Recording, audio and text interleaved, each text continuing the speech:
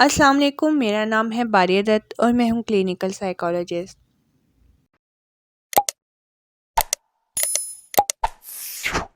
हमारे इमोशंस को एक कॉम्प्लेक्स रिएक्शन पैटर्न के तौर पर डिफ़ाइन किया गया है। इसमें हमारे कॉन्शियस और अनकॉन्शियस दोनों प्रोसेसेस शामिल होते हैं, जिसकी वजह से हम किसी भी इमोशन को एक्सपीरियंस कर सकते हैं।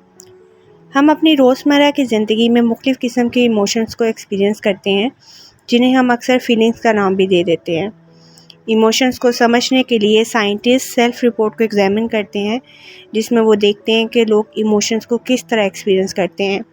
इसमें देखा जाता है कि न्यूरोलॉजिकल और साइकोलॉजिकल अराउजल्स कैसे पैदा होते हैं, और हमारे फेशियल एक्सप्रेशंस को देखा जाता है। इसके अलावा वोकलाइजेशन को देखा जाता है कि हम किस तरह बात करते हैं, और देखा जाता है कि इमोशंस को एक्सपीरियंस करते वक्त लोगों के जेस्चर्स क्या होते हैं।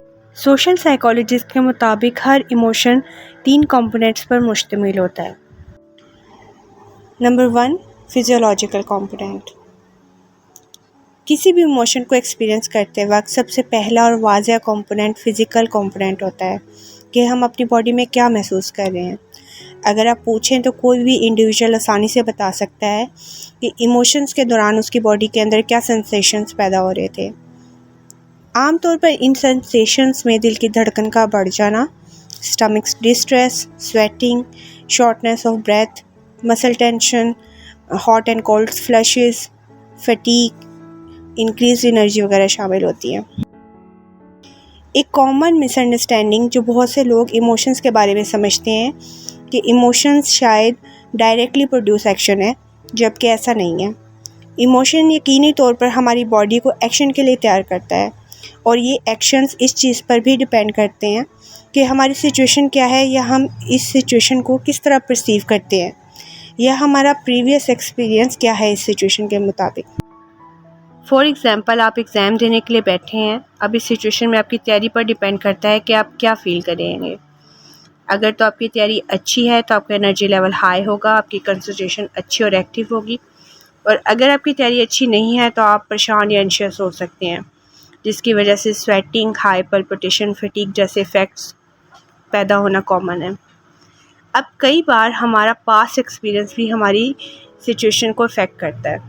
फॉर एग्ज़ाम्पल, पास्ट में आपके एग्ज़ाम्स किसी वजह से अच्छे नहीं गए, तो बेशक आपकी तैयारी इस एग्ज़ाम के लिए अच्छी हो, आपकी बॉडी जो है वो एंशियस इफ़ेक्ट प्रोड्यूस कर सकती है। इस लिहाज से इमोशनल एक्सपीरियंस करते वक्त जो एक और अहम कंपोनेंट है वो है थिंकिंग या कॉग्निटिव कंपोनेंट।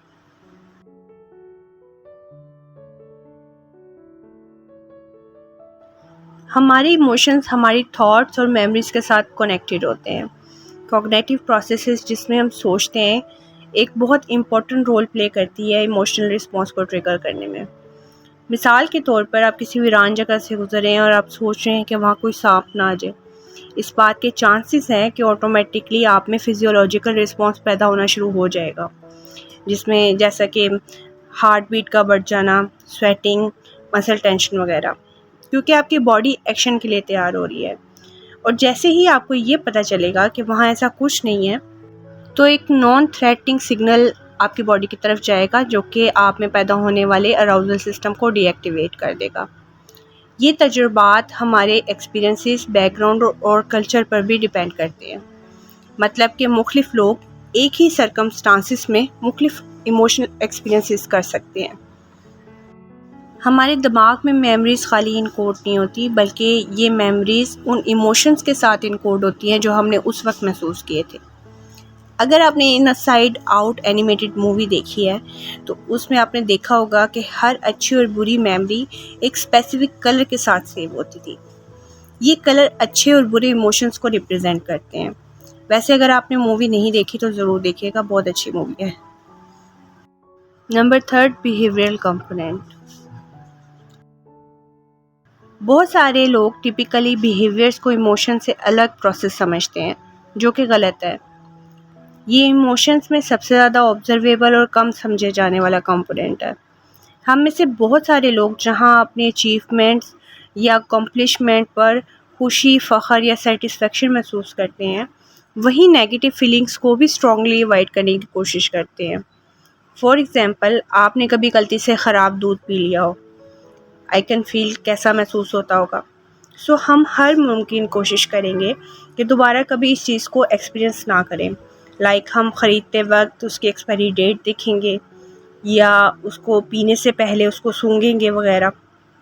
इस तरह हमारे इमोशंस ना सिर्फ हमारे करंट एक्शंस को इन्फ्लुएंस करते हैं बल्कि हमारे फ्यूचर बिहेवियर्स पर भी असरअंदाज होते हैं।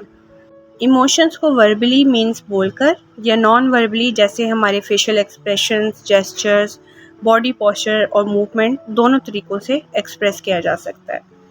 एक फैक्ट ये भी है कि दूसरों से इंटरेक्ट करते वक्त हम मुसलसल अपने इमोशंस को एक्सप्रेस कर रहे होते हैं।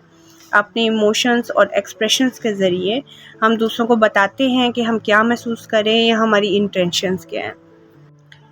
उम्मीद है आज का टॉपिक आपको समझ आ गया होगा। मैंने बहुत इजी वर्ड्स में इसे एक्सप्लेन करने की कोशिश की है। अगर आपकी कोई सजेशन है या आप किसी स्पेसिफिक टॉपिक के ऊपर वीडियो चाहते हैं तो काइंडली मुझे कमेंट बॉक्स में ज़रूर बताएं। अपना ख्याल रखें। अल्लाह हाफिज़।